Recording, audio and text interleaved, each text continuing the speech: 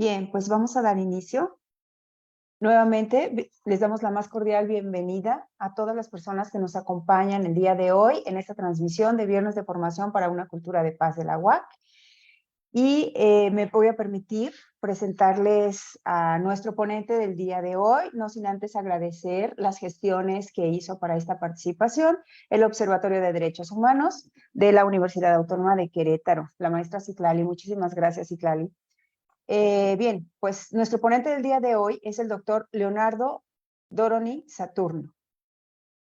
Él es uruguayo, de formación psicólogo y doctor en psicoterapia y socioanalista, docente en posgrado de psicología y educación a nivel nacional e internacional. Es presidente de NENA 911, Números de Emergencia para México y Latinoamérica.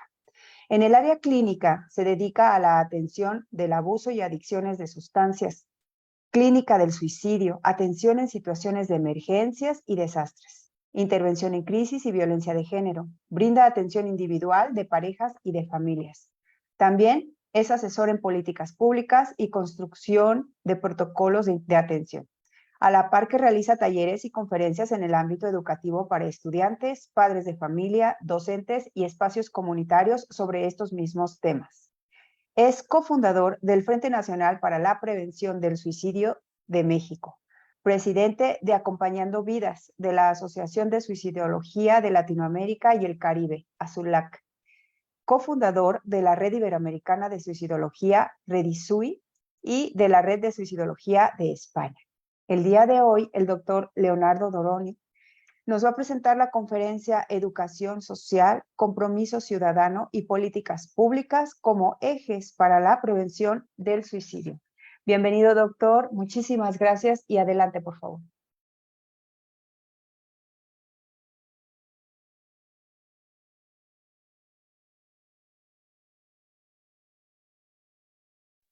Hola, buenos días, buenas tardes para todas y todos. Es un gusto estar aquí, que me den la oportunidad de compartir muchos aspectos sobre lo que venimos trabajando durante décadas con el tema de prevención del suicidio. Y agradezco mucho a la Universidad de Querétaro, fundamentalmente a todas las personas, a compañeras, compañeros, colegas que están en esta parte de lo que es los derechos humanos y la política por la paz, ¿sí? Agradeciendo a todos los presentes. Bueno, voy a empezar a compartir pantalla sobre la presentación.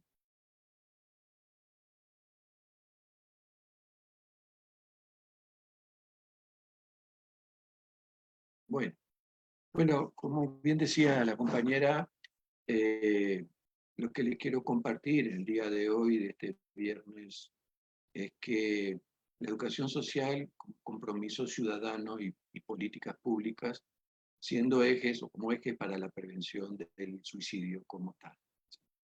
Es un tema muy amplio.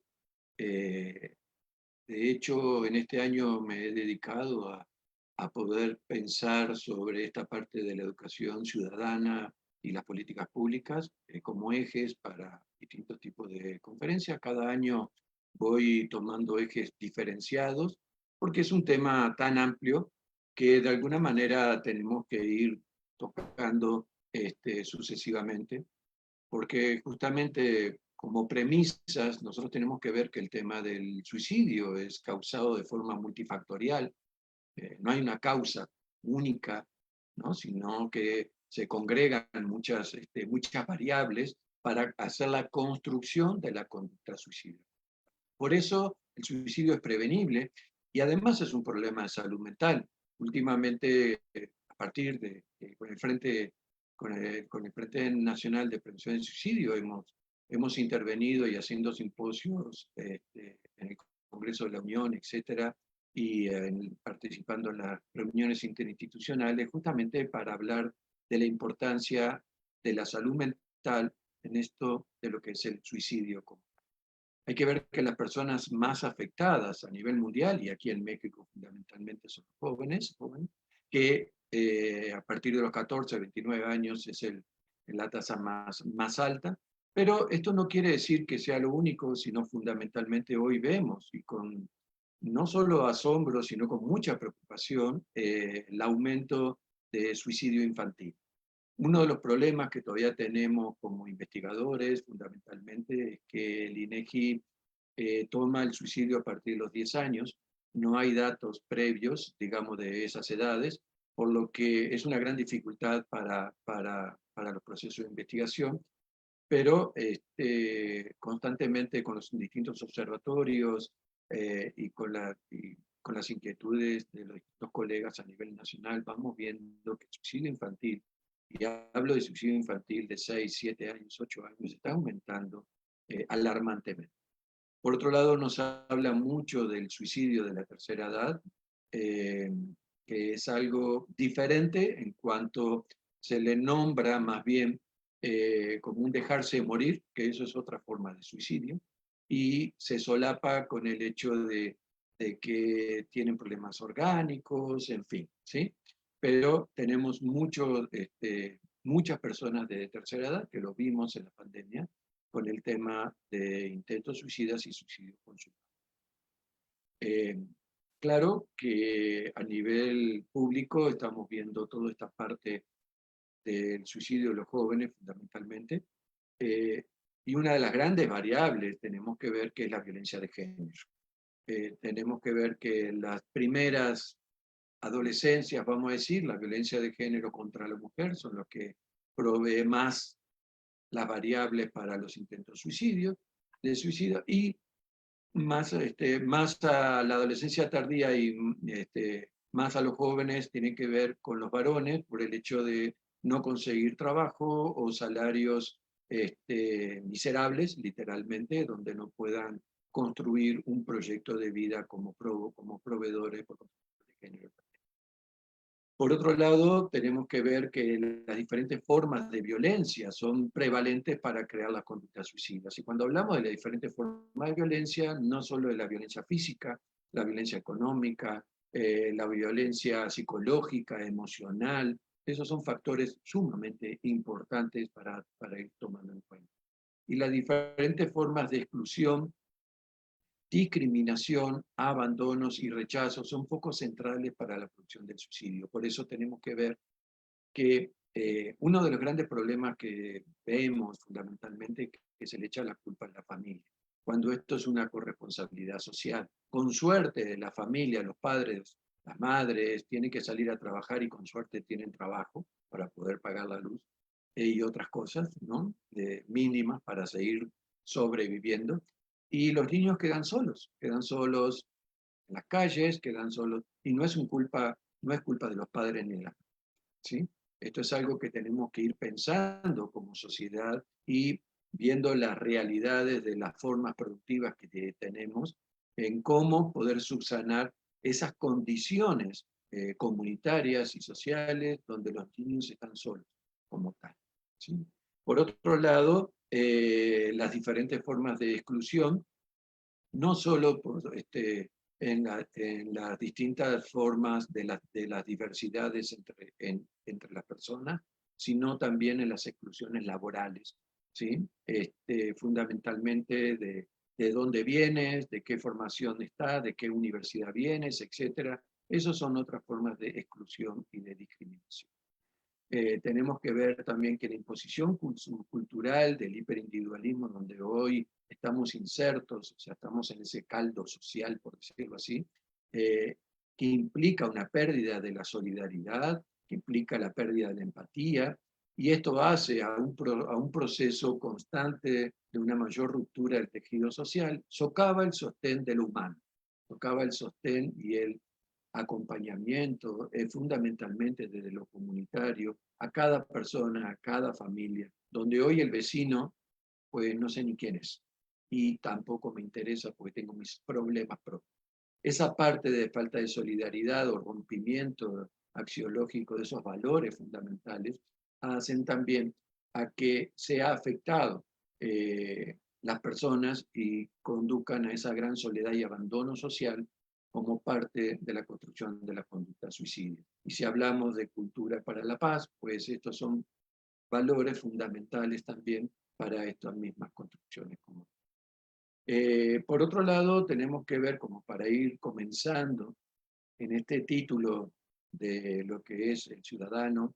Yo no hablo de ciudadano de forma legal, ¿sí? Sino de quiénes son los que conviven en una comunidad, sean de donde sean, coparticipan de ese andar en la vida cotidiana como tal. Entonces, todos los seres humanos somos ciudadanos de la sociedad de la cual formamos parte. Y desde ahí creo que es muy importante este término para mí, de ciudadanía más allá de lo legal, más allá de los trámites administrativos.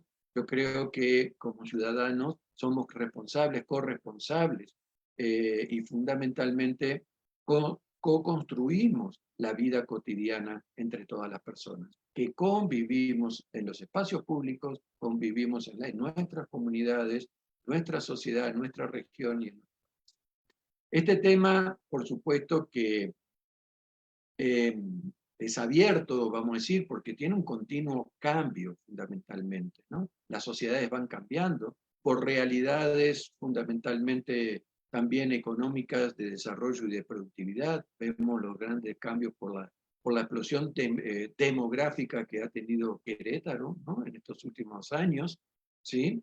Donde hasta urbanísticamente se dificulta. Además de todo el ambiente, por decirlo así, no solo social, sino del agua, agua potable, las aguas residuales y muchísimas cosas que estas explosiones demográficas van construyendo otras realidades del quehacer cotidiano entre las personas. Entonces, es un abrir como el pensar, vamos a decir, o tomar la oportunidad de poder co-crear, hacer una co-creación de un nuevo paradigma por la existencia y el bienestar de la población y de toda la sociedad común. Y cuando digo co-creación de un paradigma, es porque sí tenemos que pensar que digamos, las variables que antiguamente pensábamos tradicionalmente, hoy no alcanzan. Hoy hay nuevas realidades, hoy hay nuevos conceptos y hay nuevas formas de pensar también esas variables, porque las sociedades cambiaron, hoy tenemos la tecnificación, pero también las grandes tecnologías, y bueno, pasando por ahí la inteligencia artificial, donde nos hacen hacer, o somos para esto, unos logaritmos y dejamos de ser personas.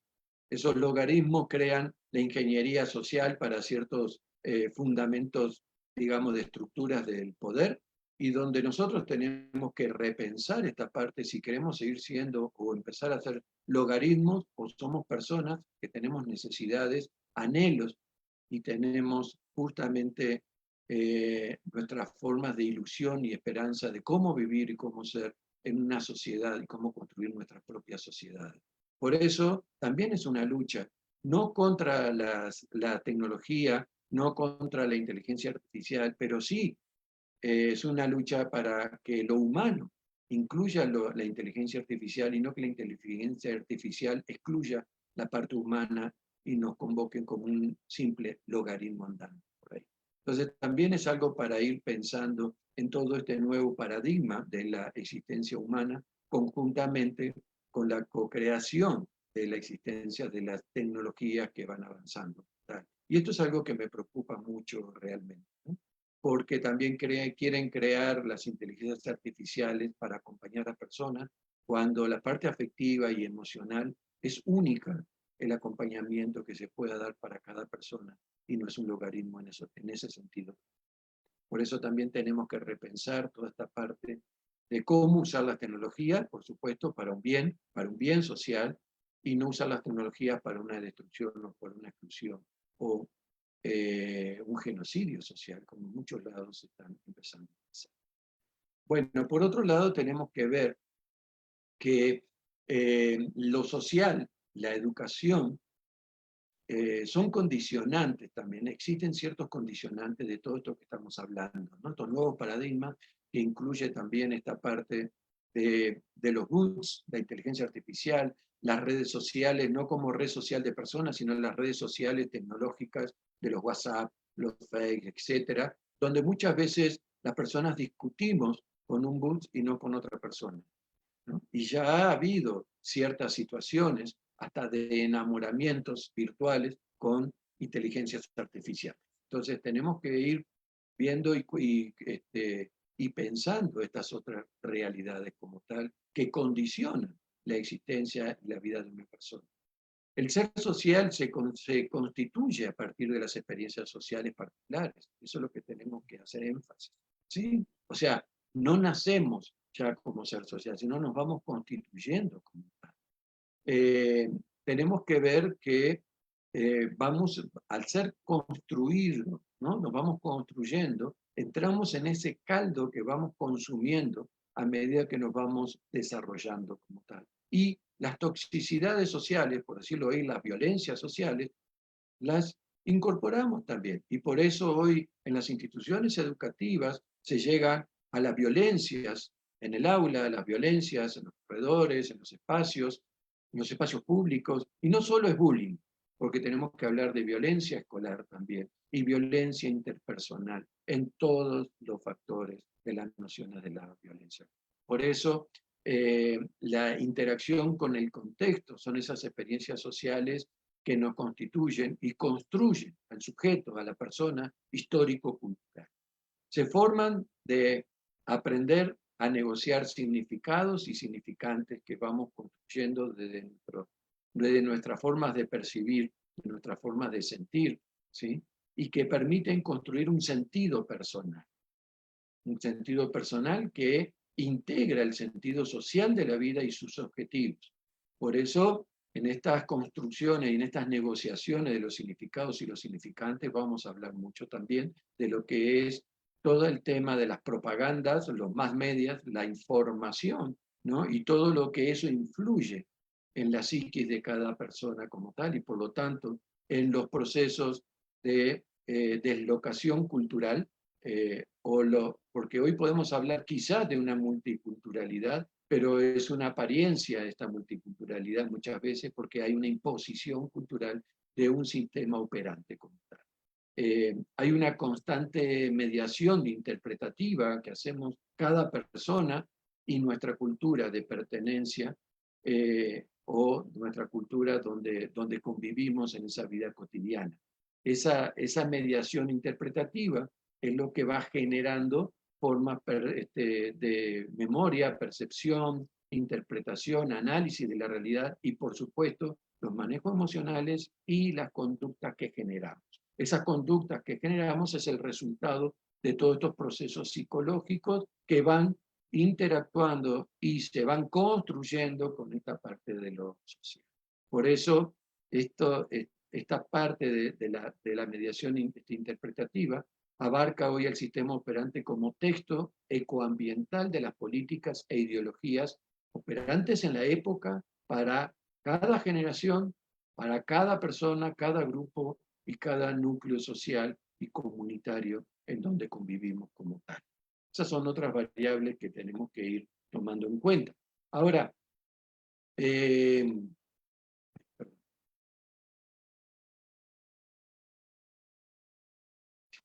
hay que ver que fundamentalmente abarca todas las áreas en donde cada persona nos movemos o nos constituimos, ¿no? Donde habitamos y transitamos con lo humano, vamos a decir. Y esas áreas son las que atraviesan o son transversales a nuestras condiciones vitales fundamentalmente y estas construcciones que nosotros hacemos. Derechos humanos y derechos civiles, ¿sí? Las cualidades éticas y morales, también los propósitos de la educación, y no hablo de una guía de estudios, hablo de una concepción social, de una concepción de una cultura, de lo que se pretende ir construyendo como país, como Estado, como comunidad, en ese propósito de los sistemas educativos. Y cuando hablo de los sistemas educativos, estoy hablando de todos los procesos de socialización, donde ahí se atraviesa toda la base axiológica, todos los valores fundamentalmente que hacen a esta posibilidad hacia dónde nos vamos a dirigir como personas, como colectivos, como sociedad, como tal. Por eso los tipos de valores son fundamentales en estos propósitos educativos. Las prioridades básicas ante la vida y la comunidad. La prioridad es consumista o la prioridad es alimentarnos. La prioridad es abrigarnos, tener seguridad, ¿sí? Tener amor. O sea, todo lo que son las las prioridades básicas de todo ser humano en todas las épocas. Lo que va cambiando son los satisfactores de cómo lo vamos logrando. Pero eso es parte del humano y no debemos de olvidar esa parte, ni dejar de lado para ese estudio en lo que son las condicionantes de las construcciones como personas que son. Formas de autocuidado y de desarrollo personal y comunitario, los estilos de afrontamiento, cómo los vamos aprendiendo, ¿sí? Cómo vamos colectivizando las experiencias de cómo sería mejor afrontar estas situaciones, ¿sí? Cómo colectivizamos cuando nos está faltando solidaridad, cómo colectivizamos cuando no podemos entender ni comprender por la falta de empatía, cómo colectivizamos si ya no hay un tejido social. Hay que ver que también tenemos que trabajar y observar mucho los tipos de relaciones interpersonales. Hoy los tipos de relaciones interpersonales tienen que ver mucho, yo le llamo como el vaso de unicel. En la fiesta lo necesitamos y se terminó la fiesta y lo tiramos a la basura. Y así pasa muchas veces en las relaciones interpersonales. Son por necesidad, ¿sí? Y esa necesidad cuando se colma ya no sirve más y se dejan de lado. Ahí aparecen otros tipos de abandono, en las parejas, etcétera. Es una nueva forma, digamos, de cosificarnos mutuamente y después de cosificarnos, cuando no somos utilitarios para el otro o el otro es para mí, nos hacemos fantasmas. No nos vemos, no veo ni me veo. Y ahí viene otro sentimiento de la soledad. ¿Sí? Porque una cosa es sentirte solo y otra cosa es estar en soledad. Ese sentimiento de soledad, ¿sí? Ese sentimiento de no tener a nadie, ese sentimiento de estar en un estadio lleno de gente, pero son fantasmas también para mí, hacen también a este sentimiento de exclusión, abandono y rechazo. Tenemos que ver que todas estas implicancias de la vida cotidiana, de la violencia social, ¿sí? En donde tenemos desaparecidos, en donde tenemos asesinatos, en donde tenemos injusticias, violencias físicas, exclusiones, ¿sí? Injusticias hasta desde lo económico, etcétera, pues todo esto va, por supuesto, que va a influir en esta constitución de lo social y los comportamientos. Por eso esa construcción de los comportamientos y lo social tiene que ver que hay una estrecha relación entre el lenguaje, cómo lo construimos a partir de nuestros pensamientos, ¿sí? Y esa construcción de signos como mediadores de lo interpersonal y construcción de las realidades sociales. Por eso es tan importante velar por las relaciones interpersonales, porque de ahí, en ese intercambio intersubjetivo que construimos un lenguaje, podemos construir un pensamiento, ¿no? Y desde ahí construimos realidades sociales desde la intersubjetividad. Pero cuando esto está faltando, hay una imposición de una subjetividad individualista y por supuesto que aparecen otras formas de violencia, sectarismos que hacen a esas formas de exclusión y el pensamiento se detiene. Al detenerse el pensamiento, lamentablemente no buscamos alternativas y lo que repetimos es lo que más consumimos, que es la violencia. Lo simbólico se organiza por conjunto de sistemas de creencias, de convicciones y lógicas. Y esta parte va creando la socialización desde esta interacción interpersonal. Por eso estas lógicas de relacionamiento, de forma de relacionarnos, de cosificarnos, de excluirnos, generan simbolismo, ¿sí? Donde perdemos esperanza, donde nos desilusionamos y donde muchas veces escuchamos a los jóvenes fundamentalmente decir, ¿para qué existir? ¿Para qué seguir viviendo? ¿Para qué más sufrir esto? Existe un proceso de ajuste de la persona con el contexto. Siempre vamos a ir organizándonos de acuerdo a cómo está nuestro contexto. Ese ajuste, ¿sí? Hace a esas posibles condiciones del pensamiento. Pero si tenemos ese pensamiento detenido, no podemos reajustar. Vamos imponiendo. Y esa interacción con los distintos objetos de nuestra vida cotidiana hace también a las formas de la interacción con los otros y con el propio yo. Es muy importante velar por todo esto porque la relación con los otros es cómo me relaciono conmigo. Por eso muchas veces, hasta para mí mismo soy un fantasma. Otra parte es cómo velar por el desarrollo de las personalidades. ¿Por qué? Porque la personalidad va a estar mediado en interacción con los otros y con el contexto sociocultural. Los procesos psicológicos van a ser de origen social y se van desarrollando de acuerdo a las experiencias y la forma de utilización de los mediadores entre la psiquis y la cultura. O sea, de alguna manera, los procesos psicológicos básicos, como decíamos, la percepción, la interpretación, el análisis, la memoria, lo emocional, ¿sí? Que es lo que construye nuestros comportamientos, es fundamentalmente, se va originando desde los aspectos sociales y se desarrollan de acuerdo a esas experiencias que vamos teniendo. Por eso si tenemos las experiencias violentas, si vivimos en una sociedad donde la violencia es lo que tengo que aprender a cómo sobrevivir o cómo ser más violento de que el otro para sobrevivir, pues bueno, desde ahí vamos de alguna manera a construir también nuestros procesos de rasgo de personalidad y las personalidades se cooperan.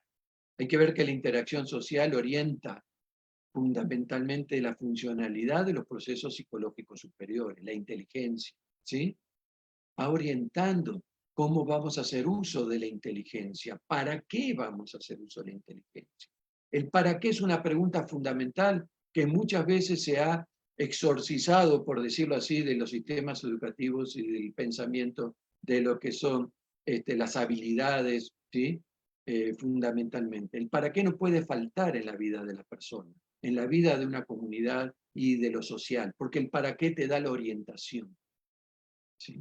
En la toma de conciencia. No es solo saber hacer, no es solo las competencias del saber hacer, del saber estar, que suena muy bonito y hermoso. El para qué es importante.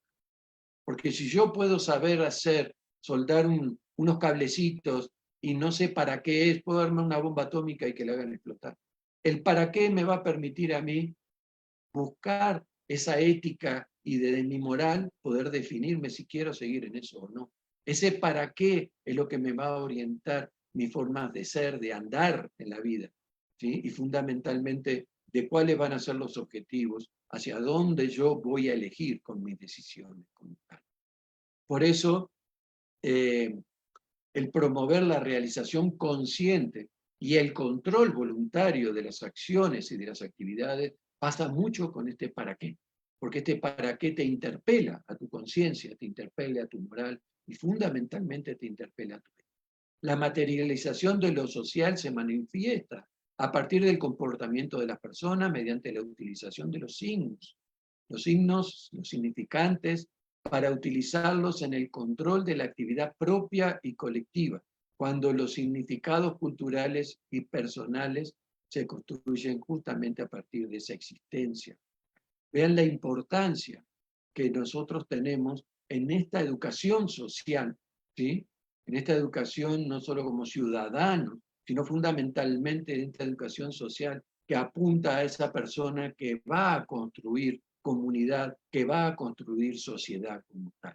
¿Desde dónde tenemos que empezar a ver? Pues hasta mismo desde la concepción, desde cómo en los embarazos tienen que estar bien cuidados en todos los sentidos, no solo de la alimentación, sino también de todos los aspectos de la seguridad, del amor, y desde que nace un niño, para su desarrollo cognitivo, pero también para su desarrollo emocional, para su desarrollo social, cómo tenemos que ir creando esos acompañamientos fundamentalmente. Por eso lo social y la persona, aunque los procesos de la construcción intersubjetiva se construyen desde los eslabones de mediadores psicológicos mediante ese lenguaje que se organiza dialécticamente entre lo social y lo singular, dando lugar a las formas del pensamiento. Es muy importante este pensamiento porque es la organización dialéctica de cada persona con su comunidad, de lo singular con lo social. Este pensamiento y el lenguaje tienen esa función esencial en la estructuración de la mente y la conciencia para generar la actividad y producir las formas de existencia, ¿sí? Por eso es muy importante, ¿sí? Esta estructuración de la mente con la conciencia, porque es lo que genera y lo que puede promover la vida y no la muerte. Todo acto social siempre va a gestar condicionamientos a la creación de la conciencia. Por eso es una corresponsabilidad social lo que sucede. No podemos decir, esto no es culpa mía. Ah, no, yo no tengo nada que ver con esto. Todos tenemos algo que ver con el tipo de sociedad donde construimos y donde vivimos y lo que vamos dejando para las otras generaciones. Cada uno es corresponsable por hacer y por no hacer. ¿Sí? Hay que ver que nuestro mundo y la construcción de la realidad, que es simbólica, está organizado por los sistemas de creencias, de convicciones, de órdenes, sostenido por los procesos de socialización.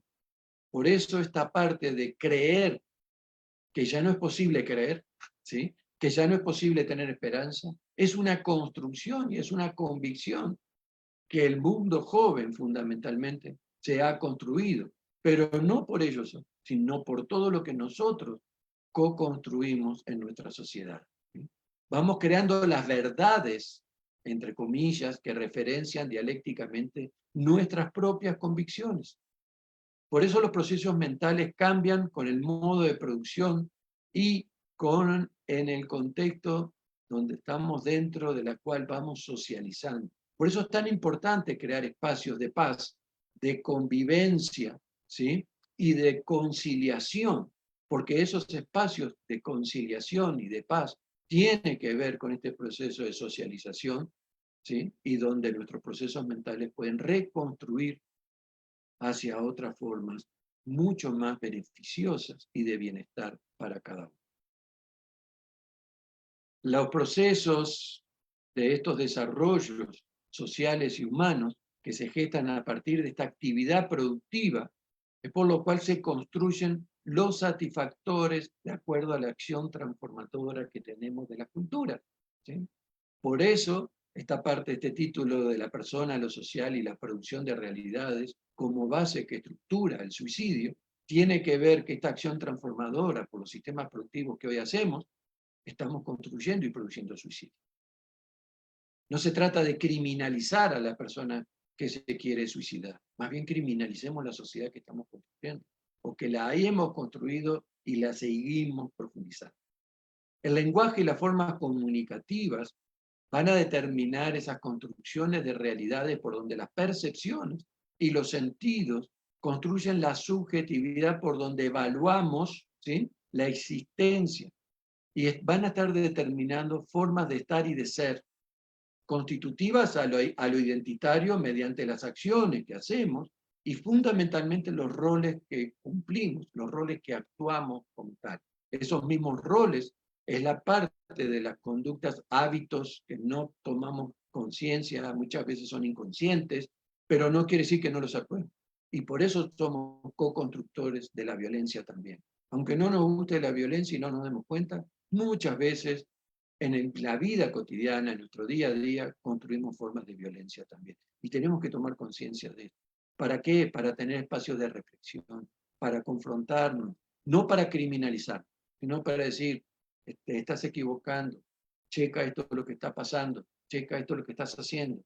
Ser solidarios en esta reconstrucción de políticas de paz también. Tenemos que ver que esta parte de la educación social tiene que ver con ayudar a la integración social de los diferentes grupos sociales. ¿Sí? Y no es solo hablar de minorías, sino la integración de los grupos sociales. Es cómo evitar estos sectarismos.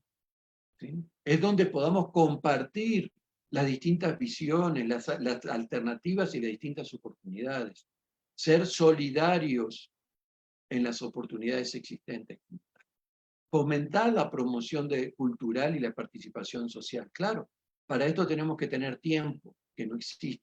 Lo tenemos que hacer, pero ¿cómo? Si trabajamos 10 horas más 3 horas de traslado. ¿Cómo hacer para escuchar a nuestros hijos cuando llegamos cansados, hartos o desesperados porque tuve que aguantar la humillación en mi empresa que me insultaron, me gritaron, me pegaron con la punta del pie, o como en muchos lugares, se tuvieron que acostar con los supervisores para mantener el trabajo y poderle dar de comer? ¿Cómo hacer para llegar a casa bien y acompañar a los hijos, como se dice. No criminalicemos a la familia, criminalicemos nuestro sistema productivo fuerte, que eso es lo que hoy estamos nosotros avalando como tal, ¿sí? Implica fundamentalmente una planificación, porque la planificación va a generar una anticipación del futuro, incluyendo a los diferentes actores y sectores de la sociedad, también los empresarios, también personas trabajadoras, profesionales, obreros, ¿sí? Todos los sectores de la sociedad, en un proceso continuo, unitario, con un sentido de la provisionalidad. Tenemos que ser preventivos. Para eso tenemos hoy la 035, la norma 035, aunque muchos la usan como cuestiones administrativas para que no le metan multa, ¿sí, no? Pero es una herramienta que podemos fomentar y seguir fomentando en muchas empresas para velar por la salud mental de todas las personas que colaboran en el sistema político, ¿sí? Por eso implica tomar las decisiones sucesivas e interdependientes, porque es un constructo que se va desarrollando, pero interdependiente porque va justamente a depender de muchos factores entre muchas instituciones, porque implica la institución de Secretaría de Salud, implica la institución de Secretaría del Trabajo, de Seguridad Pública, ¿sí? Implica muchos actores, pero también implica la realidad humana en cómo nos estamos relacionando, más allá de las realidades jerárquicas, porque todos somos compañeros de trabajo, nada más que cumplimos quizás simplemente roles distintos, pero todos somos personas y compañeros de trabajo de una institución, de una empresa, y no tenemos por qué maltratarnos y violentarnos por tener distintas jerarquías o por tener diferencias de género. Como todos somos personas. Y por eso tenemos que velar por la condición humana. Exige una coordinación y compromisos políticos, sociales para manejar la complejidad, esa complejidad que hace a las situaciones y trasciende los tiempos administrativos. ¿Qué quiere decir esto? No alcanza con un tiempo administrativo del municipio, 3 años. No alcanza con un tiempo administrativo de un gobierno de 6 años. Tenemos que hacer un compromiso social, no importa el partido político, sino hacia qué sociedad queremos construir en nuestro estado, en nuestro municipio, en nuestro México, en nuestra Latinoamérica como tal, porque esto no es un problema de México, es un problema de Latinoamérica y del mundo. Yo velo por Latinoamérica porque estoy en Latinoamérica, pero de alguna manera tenemos que buscar estos acuerdos políticos que trasciendan los tiempos administrativos, que trasciendan los personalismos y los narcisismos de muchos que están en los lugares de poder, ¿sí? Entonces, de alguna manera, esto es una corresponsabilidad de toda la sociedad. Hay que ver que las prácticas también, y esto sí hay que tomar en cuenta, informativas mediáticas, porque los medios no forman, informan, como se dice, ¿sí? Son constitutivas de crear realidades. Ese es el tema que tenemos hoy con las redes sociales, ¿sí? Las redes sociales que muchas veces, como decíamos, son los bots que te contestan o que mandan redes, ¿sí? Discriminatorias, violentas, etc. Pero son constitutivas Sí, de también. crear, A ver si alcanza, a de ver si crear alcanza, realidades donde las personas se sienten responsables y culpables de su propia realidad. Se Faltan desvincula, se, de los se tres. desvincula fundamentalmente de los procesos de la injusticia social. Y el otro problema es que al desvincularse de los procesos de la injusticia social, pues versan sobre la discriminación y la exclusión, siendo la falta de oportunidades que gesta el sistema y se invisibiliza para ser internalizada en la propia persona para que se sienta inútil e incapaz. Nos criminalizamos porque somos flojos, porque no me pongo la playera y trabajo 28 horas del día, ¿sí? Y ahí tenemos esos sacerdocios que yo llamo de muchos coaches que siempre te falta algo, te falta como un narcisismo incompleto, ¿no? Tienes que seguir, tienes que seguir. ¿Y cuál es el límite? Porque tengo una vida, o quisiera tener una vida? ¿Cuál es el límite de seguir cuando quiero estar con mis hijos, cuando quiero disfrutar con mis amigos, con mi familia? Y eso tenemos que ver también y ser problematizadores de esos discursos, ¿sí? Narcisísticos, incompletos, de que siempre te falta algo y siempre es tu culpa porque no quieres seguir haciendo, ¿sí? Por otra parte, las formas de expoliación económica, de robos económicos, se generalizó al robo o a la expoliación mental, logrando adormecer el criterio, los pensamientos críticos y la reflexión. Hoy no tenemos espacio de reflexión. Yo soy maestro de universidades y te piden que des todo la currícula, pero no pierdas tiempo, porque hoy se dice que el proceso de reflexión es perder tiempo, porque hay que dar, una máquina de vacío, al vacío. Pero ¿cómo hacemos para que haya aprendizaje? Cuando no hay tiempo, no hay aprendizaje. Hay una simple memorización, hay un simple adiestramiento de instrucciones, pero no podemos conformarnos para pensar y aprender y ser profesionales, porque simplemente vamos a repetir, porque no está el tiempo de la reflexión, que eso permite acomodar, integrar y acomodar el conocimiento para una reconfiguración cognitiva. Entonces solo damos, como si tuviéramos la UCB aquí adentro en la memoria, que ya poco falta. Tecnológicamente hablando, ya poco falta. Y de alguna manera, simplemente tenemos archivos, pero no sabemos cómo interaccionar esos archivos. Repetimos, porque no los acomodamos, hablando de peso. Tenemos que ver que, de alguna manera, se está orquestando por orquestarse en todo esto la inmediatez y el impulso como intento de sobrevivencia. Estas son las formas de erradicar las estrategias y búsqueda de libertad, paradójicamente. Tenemos un gran discurso de la libertad, pero ante la inmediatez y estos intentos de sobrevivencia, lo que impone es la desesperanza y la desilusión, evitando la búsqueda de transformar la realidad como parte de la misma como parte de la misma libertad también, ¿sí? Tenemos que seguir como un callejón o como un caminito que va directo al matadero, ¿sí? Cuando no vemos el matadero porque solo vamos viendo dónde estamos pisando a veces o siguiendo a otros, pero no vemos hacia dónde vamos caminando. Tenemos que ver que la búsqueda de la libertad parece estar en el acto de buscar la muerte como único poder de la persona. Y esto tenemos que reflexionar. Con tanto discurso de la libertad, es donde más esclavizados estamos. Porque hoy, por decir la libertad, si los jóvenes tienen un teléfono que no corresponde al momento, son excluidos. Los jóvenes que no quieren consumir no son invitados a fiestas.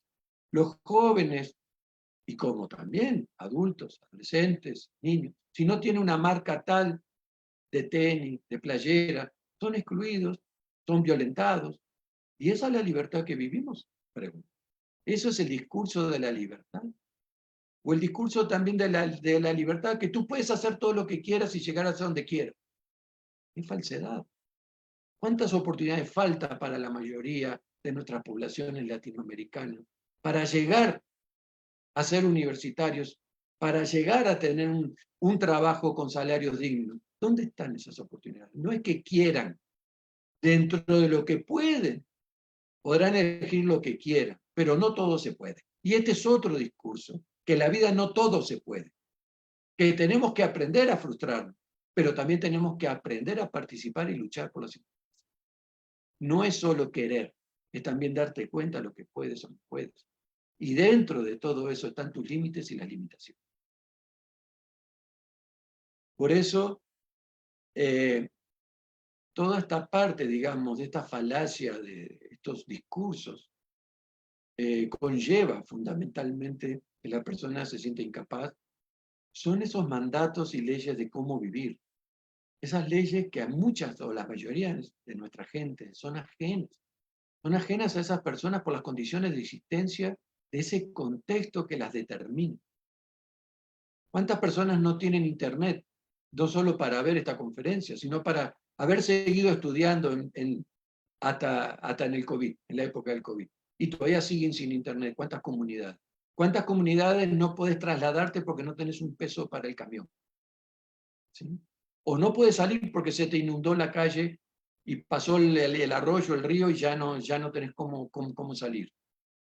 ¿Cómo hacemos con toda esa realidad? ¿Eso es el que quiere sale? No, el que puede, dentro de lo que pueda, va a hacer algo. Solo la búsqueda de lo inmediato como ilusorio de la vida se presenta sin el valor ético del intercambio social. Porque esta inmediatez, no hay ni pasado ni futuro, por lo tanto no puede existir una ética de cómo me voy a comportar. Porque para que haya una ética, tengo que mirar hacia atrás y a ver cómo fui construyendo. Pero al no haber una temporalidad, pasado, presente y futuro, la ética no puede existir. No hay cabida para la ética.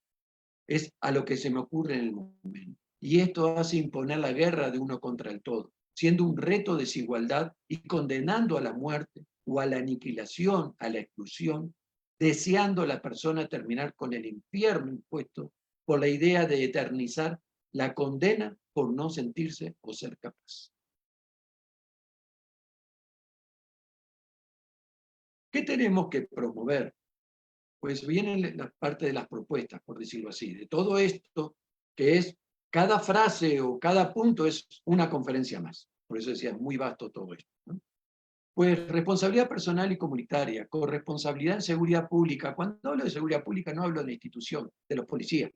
Hablo de la seguridad pública como corresponsables, como todas las personas que vivimos en la ciudad, en las comunidades. Todos somos la seguridad pública, porque está nuestra responsabilidad cómo comportarnos también. La capacidad crítica para lograr evaluar conductas y comportamientos. Relaciones de la ciudadanía con el gobierno y con las autoridades, donde sea de confianza, ¿no? Y donde sea, además, copartícipe de todo esto.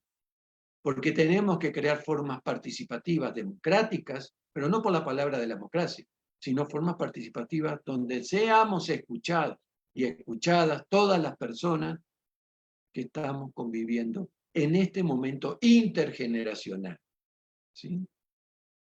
Por eso, cuando hablamos, o es la pregunta, ¿producimos espacio de salud o producimos espacio de enfermedad? Hay que evaluar los procesos y los resultados de las prácticas cotidianas y las políticas orientadoras. Se necesita un posicionamiento y participación directa como profesionales ante los debates y las prácticas cotidianas y los planes y los proyectos de las políticas públicas de nuestro gobierno. Pensar y definir los andamiajes por donde se fundan y se construyen las identidades. Por eso la participación en todos los niveles sociales es fundamental como tal. Tenemos que ver que la importancia de las políticas públicas, esta parte de las estrategias para una educación social, tiene que incluir los valores hacia la vida y el desarrollo. Entonces, esta importancia de las políticas públicas en la educación social es lograr orientar estas acciones con el fin de favorecer la internalización, evaluando los desarrollos de la actividad mental orientadora. La psiquis tiene un carácter activo en la regulación de la actuación, de estos comportamientos, generándose de forma histórica y social, porque es algo que es un constructo que va creando la base para lo próximo, ¿sí? Es recursivo. Lo que es causa es efecto y el efecto se transforma en causa para generar otro efecto. El atender los procesos de la forma y objetivos en la actividad, así como en la comunicación, son puentes ante el contexto sociohistórico para pensar en la salud mental de las personas y las comunidades. Por eso, no quedemos con la información, busquemos comunicar. La comunicación es dialógica, de ida y vuelta. La información es solo imponer, nada más desde un lado, y los otros son los pasivos, los receptivos, como tal. Desde estos aspectos, estas estrategias para esta educación social con valores, tiene que haber un compromiso integral social. Está dado desde las estructuras educativas, tiene que estar dado esto construido de las estructuras educativas, no solo de la institución educativa, vuelvo a repetir, sino todos los aspectos de los procesos de socialización. Objetivos formativos, esto sí, tiene que ver también, y formas de aprendizaje, donde las instituciones, mediante los procesos de socialización, toman un papel central. Por eso se requiere de esta acción comunitaria, comunicativa y formativa, que se vaya sustentando en esta concepción por el desarrollo de la vida para potenciar el bienestar. Esto es algo importante, porque nunca hablamos de un bienestar concreto, siempre son discursos nada más, y mediante la praxis reflexiva hacia la educación social, espacios de reflexión, donde tiene que estar orientada hacia la transformación de la realidad, buscando superar las grandes contradicciones como vía de la justicia social. Una acción que incluya lo axiológico, como decir, como procesos de inclusión e integración, porque solo hablamos de inclusión. La inclusión puede ser administrativa. Yo puedo estar al lado de alguien que le incluyeron en el aula, pero no me integro. Tenemos que hablar de integración, no solo de inclusión, porque la integración es fundamental para generar estas relaciones interpersonales y estos aspectos de la construcción intersubjetiva que mueve el pensamiento y búsqueda de alternativas en conjunto. No es solo inclusión, es también integración. Valores sobre las condiciones de una vida humana y ecológica, con estrategias intencionadas hacia el desarrollo integral y la salud mental. Y ahora sí, como para terminar, vamos a decir, estas alternativas, les digo que ante la producción de lo mortífero como parte del sistema consumista, por el cual se va justamente destruyendo la ecología y lo humano, busquemos producir vida, bienestar con solidaridad. Hay que descolonizar nuestras formas de pensar. ¿Qué quiere decir? Pensemos como mexicanos, como latinoamericanos, como en tu lugar local, de tu municipio también, de tu estado. Tenemos que pensar regional y localmente. Y tenemos que escuchar a todas nuestras personas que investigan, que se embarran, a todos esos grupos colectivos que luchan día a día, pero también a los profesionales que están con la gente, con los profesionales, que están interactuando en las comunidades, que están desarrollando pensamientos en las universidades, en los distintos colegios, etc. Busquemos todo esto, ¿sí? Justamente para producir vida, bienestar con solidaridad. Esta descolonización tiene que ver en las formas de pensar, en las formas de percibir, sin criminalizar, ¿sí? Porque lo que estamos criminalizando es a nosotros mismos y cuando es un sistema que tenemos que criminalizar, que es lo que hace a la construcción de estos procesos. Y valorar, pero fundamentalmente para todo esto tenemos que ir exorcizando este Dios mercado de nuestras creencias, ¿sí? Hay que deconstruir las certezas que nos ha impuesto este Dios mercado. Hay que hay que deconstruir estas certezas y las verdades de los discursos impuestos, comenzando a crear tiempo para reflexionar, para hacer nuestro propio discurso, para saber qué es para nosotros aquí en México, aquí en Latinoamérica, qué es el éxito. ¿Qué es para nosotros el éxito? ¿Acaso el éxito como latino y como latinoamericano no es estar compartiendo una mesa con nuestra familia, compartir comida, estar con nuestros amigos, disfrutarnos, reírnos, hacer chistes, o estar trabajando 20 horas al día y después si te da ir al otro día a trabajar? ¿Qué es el éxito? ¿Tener 5 licuadoras en tu casa? ¿O estar teniendo encuentros amorosos? Amarnos como personas, ¿sí? ¿Eso acaso no es el éxito, en verdad? Lo humano. Tenemos que repensar estas partes. Por eso, esto de construir esos discursos, es reflexionar, ser críticos, tenemos que ser capaces de producir intencionadamente aspectos y caminos hacia la libertad y el bienestar colectivo. Por eso tenemos que crear estrategias de encuentro, no de desencuentro, de encuentro con el propósito de construir un nuevo tejido social. Bueno, ahora como para justamente abrir el debate, las preguntas, las opiniones, quiero dejar esto diciéndote que te invito a luchar por la vida, ¿sí? Tenemos que denunciar las violencias y solidarizándonos comunitariamente. Construyamos tejido social, integrémonos intergeneracionalmente, porque hoy somos 4 generaciones o más que estamos ahí conviviendo de distintos mundos, por decirlo así, distintas realidades, ¿sí? Con el propósito de lograr mayor bienestar y calidad de vida, a luchar por vivir, disfrutar de acuerdo a lo que decidas, ética, empática y solidariamente, construyendo conocimientos siempre para transformar y lograr ese bienestar humano. Bueno, muchas gracias y abramos los micrófonos para empezar a compartir. Voy a dejar de presentar. Muchas gracias, doctor Leonardo. La verdad es que por acá en la oficina no dejaban de escucharse los wow. Y sobre todo esta parte final, a mí particularmente me ha puesto muy emotiva este llamado a la integración comunitaria, entender que, porque a veces podemos pensar que es una situación, la problemática del suicidio como algo individual, ¿no? Y este pincelazo que nos ha dado donde pues todos somos parte, ¿no?, de esta problemática, todos los que contribuimos de alguna u otra manera a que se sostenga la estructura social que actualmente tenemos. Entonces, muchas gracias por este recordatorio, ¿no?, de que todas nuestras acciones y todo lo que consumimos y todo lo que pensamos y lo que dialogamos y lo que no queremos dialogar a veces impacta en otras problemáticas que creemos que están completamente fuera de nuestro alcance o de nuestro control hacer algo para aportar, ¿no?, en la construcción del bienestar del tejido social y de las personas con las que convivimos. Entonces, de verdad, muchísimas gracias. Y me voy a permitir, ya estoy viendo por acá que están llegando muchos comentarios y algunas preguntas, me voy a permitir irselos leyendo. Voy a comenzar con uno que llegó muy pronto.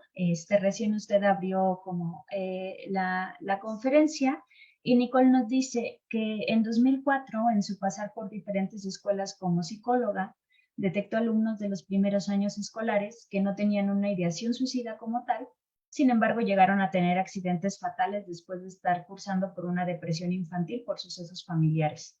Comenta que desde su perspectiva, sí existe el suicidio infantil, aunque considera que es inconsciente porque se someten a situaciones donde ponen en riesgo su vida. No sé si usted quiere hacer algún comentario al respecto de esto. Sí, a nosotros nos está preocupando mucho, como decíamos, el alza de los intentos suicidas y suicidios infantiles. No solo es aquí en México, como decimos, en Latinoamérica está creciendo mucho. Y sí, lo que nosotros tenemos que ver es que la infancia está sufriendo mucho. Esta parte de la soledad, y no es porque estén con los padres o sin los padres, sin las madres o con las madres. La soledad porque no compartimos, porque no tenemos espacio, tiempo. Ya no podemos ni pensar en compartir por los cansancios o por ese agotamiento mental, físico que tenemos. Y solo hablamos de problemas. Y yo hablo mucho, por ejemplo, cuando doy temas de adicciones. En Latinoamérica, las adicciones no es encontrarse con los dioses.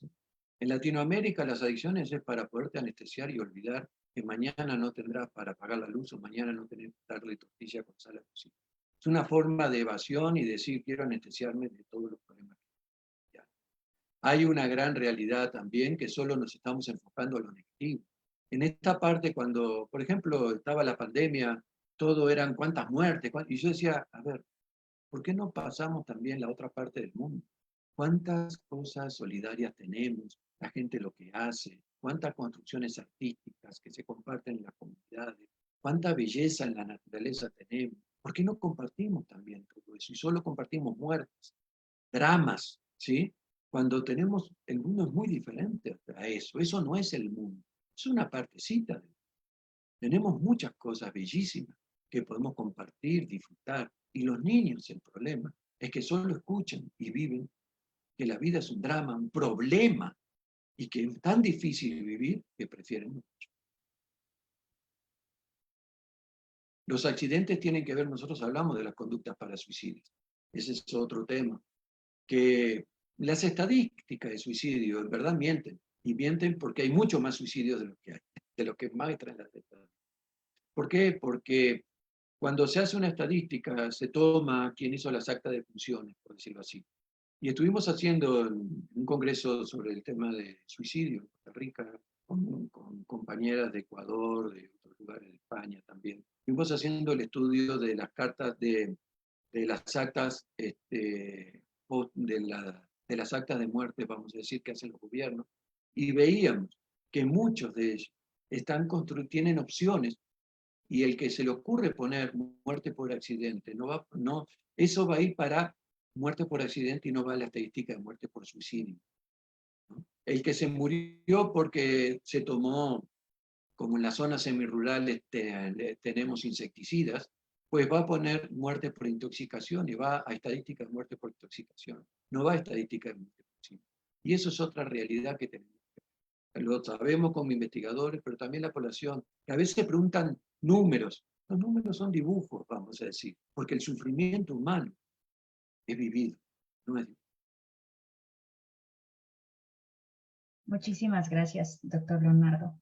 También por acá, Victorina Castrejón dice, felicidades al conferencista, la explicación muy a profundidad y por lo tanto se da una comprensión con una visión totalmente sistemática, en donde se entiende que cada uno, cada una, tenemos una corresponsabilidad para prevenir el suicidio. También hay muchos agradecimientos, felicitaciones. Ricardo León nos dice, cada palabra taladró en la realidad.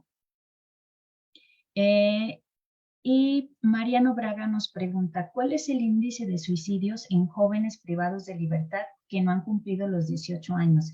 Y pregunta si puede ser como, obviamente aquí en México, como específicamente, no sé si usted tenga un dato tan concreto y tan claro.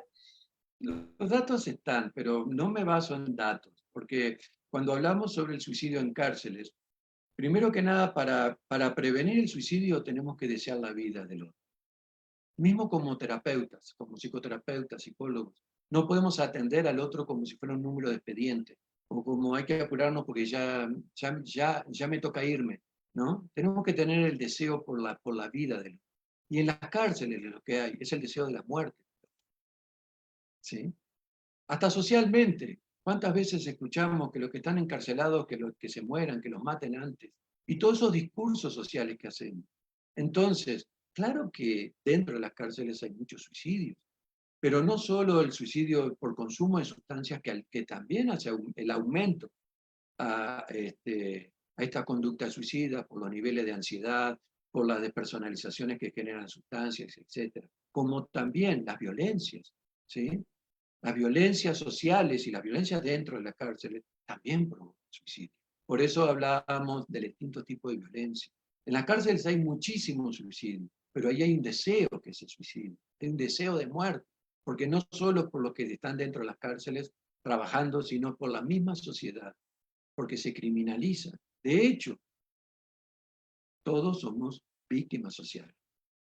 No solo los que nos roban, los que nos matan a algún familiar, también los que están en el crimen organizado, etc., también son víctimas sociales. Somos todos una sociedad. Y los que de alguna manera construimos ciertos caminos que van en contra de ciertas ideas, valores o convivencia social, también son víctimas. Claro que no se puede agarrar y poner en el paredón a los criminales, a criminalizar y ponerlos en el paredón. Tenemos que buscar conductos sociales, esto de la educación social, de cómo generar una nueva realidad y una nueva perspectiva de relacionamiento, de condiciones, de empezar a que la injusticia social vaya caminos a ir desapareciendo, a minimizar todo esto, ¿sí? Porque también el tema del salario es empujar a otro error. El tema de la baja salario y la falta de trabajo también es al otro a salir a secuestrar. Y el tema de la descomposición social y la despersonalización y la descomposición mental es violar, te lleva a descuartizar, te lleva a muchas cosas, la psicotización social, por decirlo así. Por eso tenemos que hablar de todos los tipos de violencia, tenemos que hablar de qué sociedad queremos. Eso me parece importante, más que criminalizar.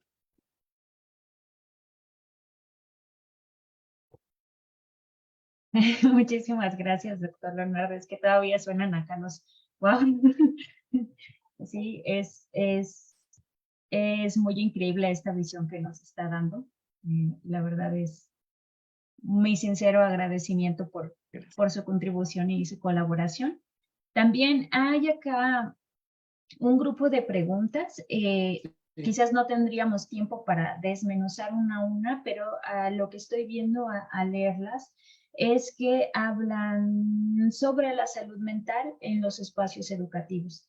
Hay como una primera parte referente específicamente al personal docente de los espacios educativos cuando tiene una situación de salud mental, cómo aperturarse a poder compartirla con su alumnado, cómo generar quizás este lazo o este vínculo cuando finalmente también puede ser un momento en el que compartirlo sea contraproducente porque se convierte en una forma de exclusión, de discriminación o de violencia. Bueno, linda pregunta, porque también nosotros nos abogamos a crear protocolos en las instituciones educativas, ¿no? Sí tenemos que tener protocolos, pero también tenemos que tener sensibilización, capacitación y fundamentalmente desestigmatizar. O sea, no podemos estigmatizar el suicidio ni las conductas, ¿no? Sino tenemos que atenderlas. Y tenemos que hablar sobre este tema. Los mejores preventólogos son los mismos compañeros, son los que primero saben que el que se sienta al lado con el que sale o lo que sea, está mal y está ya hablando y pensando en el tema del suicidio. ¿Sí? Tenemos que capacitar a los estudiantes en la prevención del suicidio. Claro que tenemos que capacitar a los maestros, a las maestras, al personal administrativo, a los de intendencia, a toda la institución. Pero también crear comunidades educativas en aquellos lugares de preparatoria, secundaria, primaria, los padres de familia y también los vecinos de esas escuelas tienen que ser partícipes de todo esto, capacitaciones, ¿sí? Ahora, por otro lado, depende también del ciclo donde nos encontremos. Yo digo, la salud mental de los maestros de primaria y de los maestros de secundaria, no sé lo de secundaria cómo siguen caminando, 50 estudiantes en una aula, 60 estudiantes en una aula. Digo, para mí es una película de terror. Sí. O sea, realmente no sé cómo se pueden decir que están con salud mental teniendo que tener al frente a toda esa cantidad de chavos, chavas, ¿no? Y con la violencia que tienen que vivir adentro de esa aula también, además de las violentas instituciones, porque también cómo nos violentamos entre nosotros como maestros y como estas jerarquías, que está el coordinador, que está el director, cómo nos violentamos entre nosotros, ¿sí? Las condiciones, primero que nada, las condiciones laborales, un buen salario para el maestro es importante. Para mí, yo siempre lo digo, las maestras de kinder, las maestras y maestros de primaria son los que más tendrían que ganar, no un maestro universitario. Nosotros somos profesionales, ganamos por afuera también de nuestras profesiones, pero el que más tiene que ganar realmente salario son las maestras de kinder y de primaria. Es lo que construye la base social después.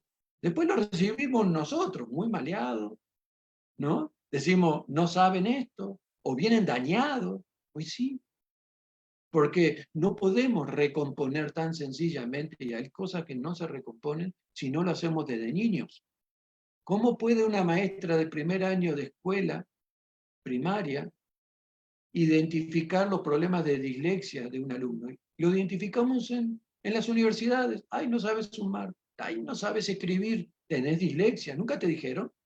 Y claro, ¿cómo lo van a ver si tienen 50 estudiantes en primer año de escuela, en primaria? No pueden identificar eso.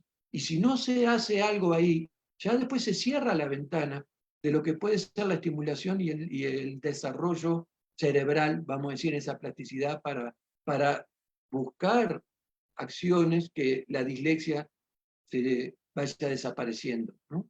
Y así como todo. Ahora, ¿cómo podemos velar por esta parte?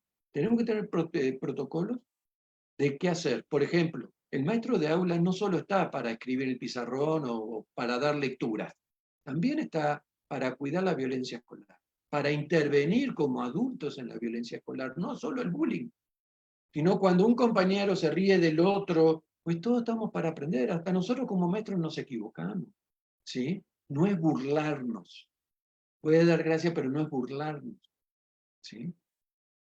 Entonces también tenemos que tener un compromiso social por ser maestros de aula, y más todavía, porque ese compromiso social tiene que ver que nosotros estamos llenando y dando esa parte sociohistórico-cultural a ese niño o a ese estudiante que va a pasar por nosotros, está con nosotros, co-construyendo. Hablan de la violencia estudiantil o de la violencia de los estudiantes a los maestros, pero también tenemos que hablar de la violencia de los maestros a los estudiantes. ¿Cuántas veces violentamos nosotros como maestros? Nada más que estamos en un lugar de poder y un poder administrativo y solo nos escuchan y nos creen a nosotros.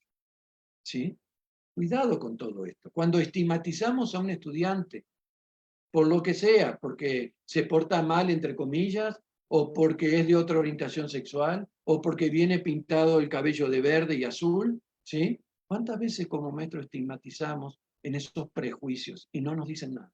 ¿Cuántas veces con los planes de estudio en competencias seguíamos calificando en lo tradicional? Y los planes de estudio están solo escritos en papelitos, pero el maestro seguía poniendo igual un 100% al examen. No había carteras de evidencia. Y nadie le decía nada a esos maestros. Seguían igual. Entonces, terminamos con la simulación. Eso sería importante. Comprometamos realmente con los proyectos y los planes de estudio y fundamentalmente con la cultura de la institución donde trabajamos. Porque eso también, que la cultura de la institución tiene que permearse, y el que permea todo esto es el mismo maestro a los estudiantes. ¿Sí?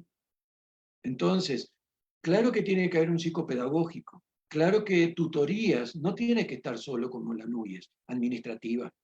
Tiene que haber una tutoría, ¿sí?, que acompañe, ¿sí?, una tutoría que esté pensando y acompañando el desarrollo de las personalidades, pero también, en el caso universitario, el desarrollo del perfil de profesional que cada quien esté. Tiene que haber tutorías dinámicas, no administrativas. Esas tutorías dinámicas de favorecer las inquietudes y los procesos estudiantiles. Y crear tutorías rompiendo los muros institucionales. ¿En qué sentido? También para la comunidad. Yo digo, ¿por qué me invitan a hablar en un aula cuando está toda una institución? ¿Por qué me invitan a hablar en la institución si podemos poner, o me puedo parar en la puerta y poner bocinas para adentro y para afuera de la institución para que la comunidad también venga a escuchar? ¿Por qué malgastamos los recursos? Si también la comunidad tiene que escuchar y también la comunidad se tiene que formar. Y qué bueno que tenga una institución enclavada en su comunidad porque tiene esa gran posibilidad. Yo a veces le digo a los maestros, cuando tengamos alguna clase, aula, en primer año, segundo, de psicología, de nutrición, vamos a darla a la comunidad y que la gente lo escuche. Psicología del desarrollo en los niños, vamos a la comunidad y que vengan mamás y papás a escucharlo. ¿Por qué tenemos que ser los privilegiados de encerrarnos en un aula y hablar en secreto, por decirlo así, cuando podemos hablarlo en la comunidad y los que no tuvieron la oportunidad de estar en una universidad, poder escuchar también, poder formarse? Claro, no le van a dar el papelito, pero se va formando y va integrando conocimiento. ¿Por qué tenemos que hacerlos encerrados en un aula? Muchas cosas. Tenemos que pensar en abrirnos a la comunidad. Por eso hablo de las tutorías rompiendo muros institucionales, porque esto también tiene que ver con la conformación de nuestras comunidades y el desarrollo social. Entonces, tenemos que formar al psicopedagógico, formar a maestros, formar a estudiantes, romper el estigma, hablar del suicidio rompiendo el tabú, de hablar del suicidio, y preguntar libremente, ¿tú te quieres hacer daño? ¿Sí? Tenemos muchas técnicas para eso.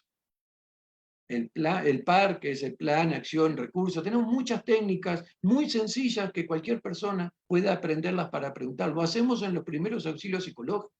Pues todos los maestros tendríamos que aprender primeros auxilios psicológicos. El psicopedagógico es central en eso. Intervención en crisis, ¿sí? Como dicen, no, está borracho, está drogado, no puede entrar.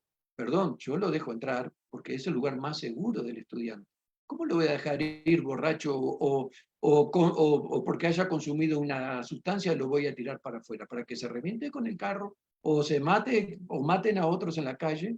Mejor lo dejo ahí adentro. Y si hay Y si hay enfermería, lo voy a llevar a enfermería para que de alguna manera se cuide, lo cuiden. Y después hablamos. Después buscamos esa reflexión, ¿sí? Cuando los maestros que entramos a las 7 de la mañana, ¿cuántos estudiantes los jueves encontramos borrachos en el aula? ¿Sí? Porque siguieron de largo. ¿Y que los vas a echar a la calle? Lo estás induciendo a que se maten, a que tengan un accidente.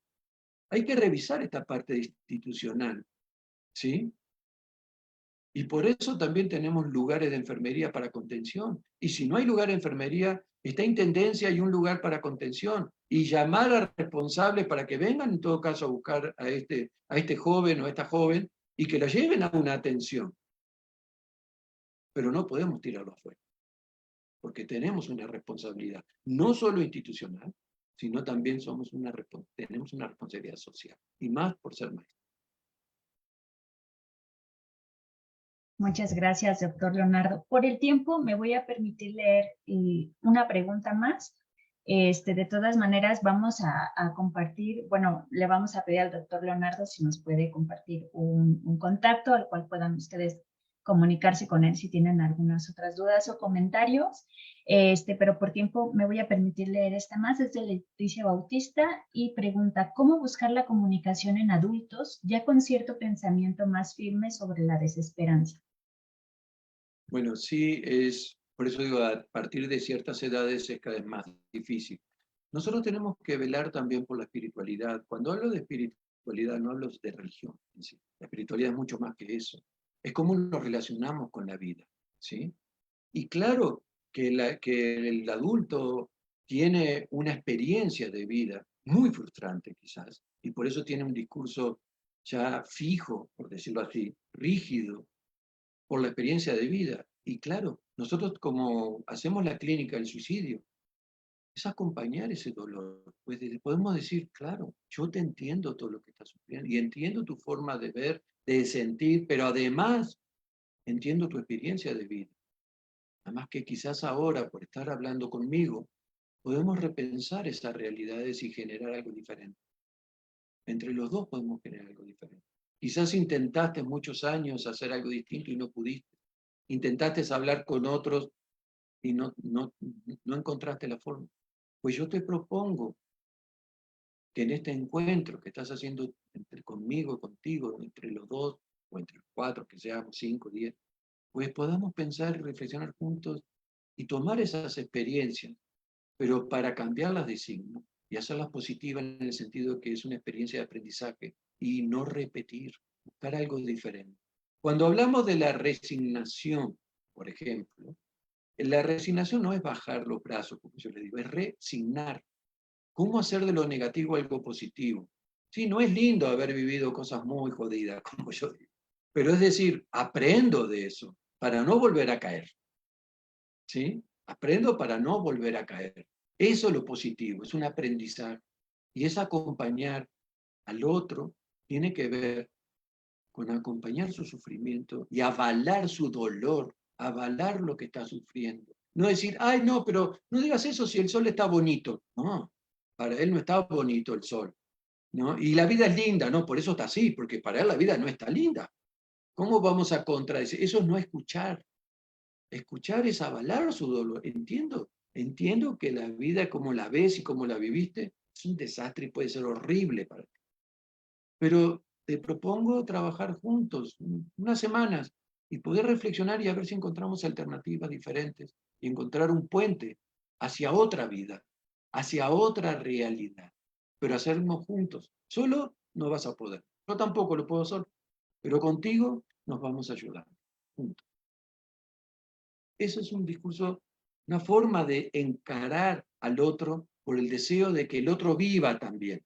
Por eso digo, si no tienes deseo por la vida del otro, no vas a ayudar a nadie. Por más doctorado en psicología que tengas y por más lo que quieras, no llegas, porque no hay deseo de vida. Por eso el compromiso social es que la sociedad, la comunidad, vaya hacia caminos que construyan vida, no muerte. Peleemos contra esos mortíferos que tenemos. Muchísimas gracias, doctor Leonardo. Gracias. No sé, están pidiendo su contacto y bueno, yo lo comprometí ahorita diciendo que Sí. nos podría dar un El- contacto. Sí, en la primer diapositiva está mi número de teléfono, que a ver, anótalo ahí en el chat, 477-240-7817, soy de León, Guanajuato, ¿sí? Por eso 477-240-7817. Está el mail y el Face, bueno, que es azulacmexico@gmail o azulacmexico en el Face. Ahí encuentran muchas diapositivas, encuentran muchas conferencias de muchas compañeras, compañeros, mesas de discusión, debates, link para otras cosas. También está el Frente Nacional de Prevención de Suicidio, el Face, donde tenemos muchas también conferencias, y Redisui, que es la Red Iberoamericana de Suicidología, que también hay muchas conferencias como tal. Ahí está bien, sí. No, 78, no, 88 no. 240-7817. A ver. 477-240-7817. Y los Face es Azulac México, el otro es Frente Nacional de Prevención de Suicidio, 7817, no 71. Ahí vi el chat que puse. Hablando Yo soy de las que le ahí, dijeron hasta la universidad que era disléxica. Ok. Y está Redisui. A ver, lo voy a apuntar aquí en el chat.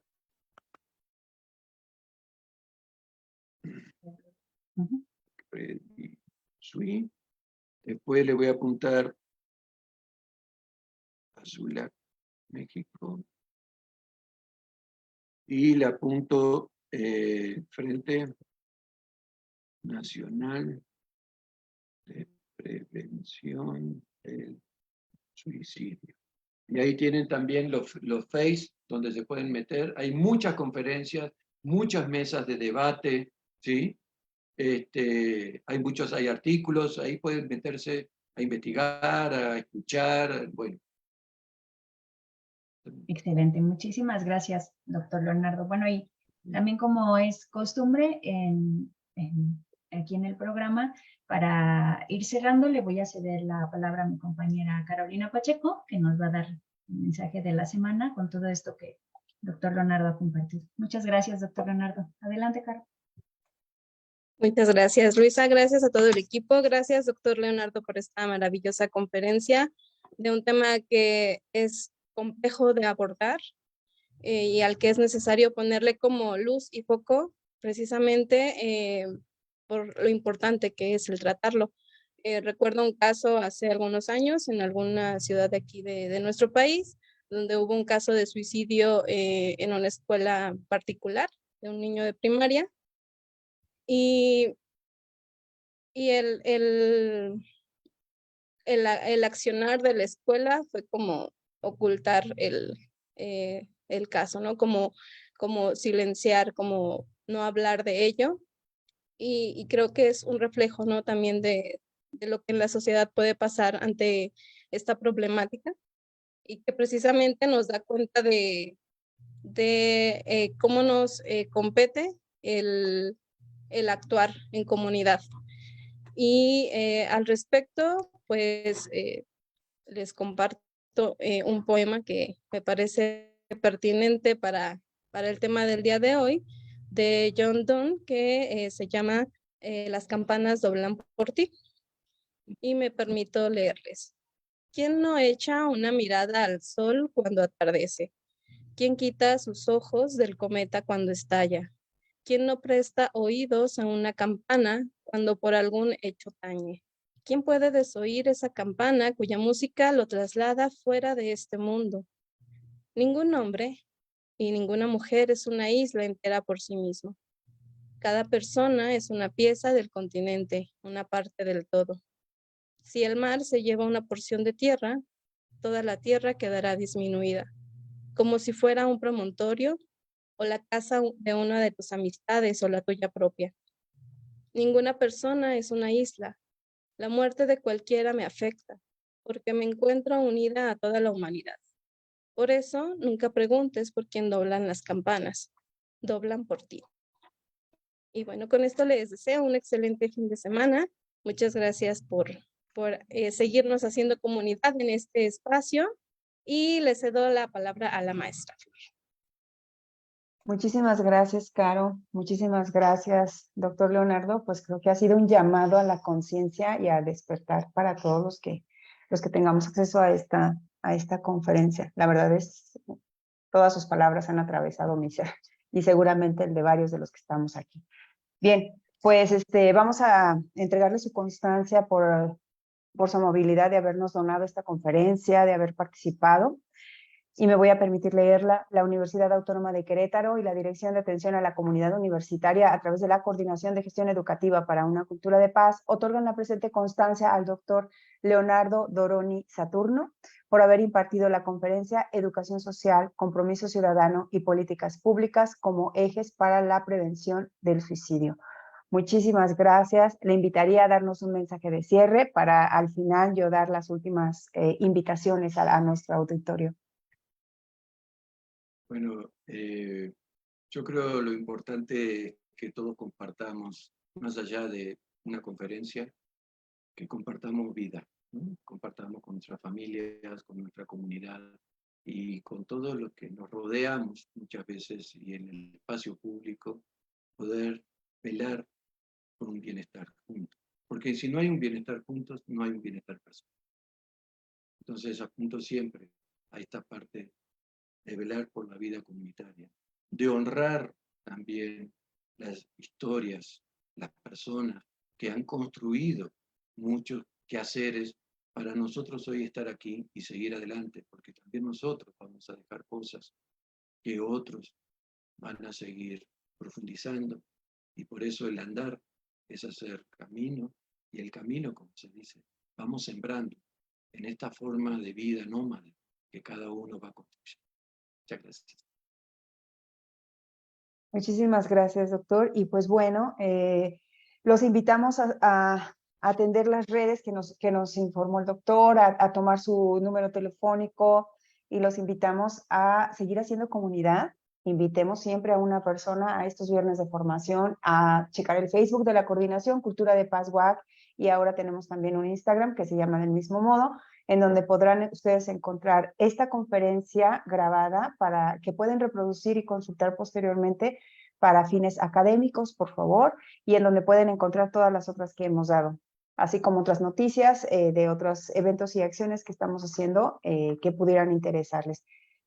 Y pues bien, vámonos a construir una cultura de paz. Tengan un muy feliz fin de semana. A nombre de este equipo, Luisa, Caro, Sandra y una servidora, les damos las gracias por acompañarnos cada viernes y nos vemos al siguiente. Muchísimas gracias y feliz fin de semana. Muchas gracias.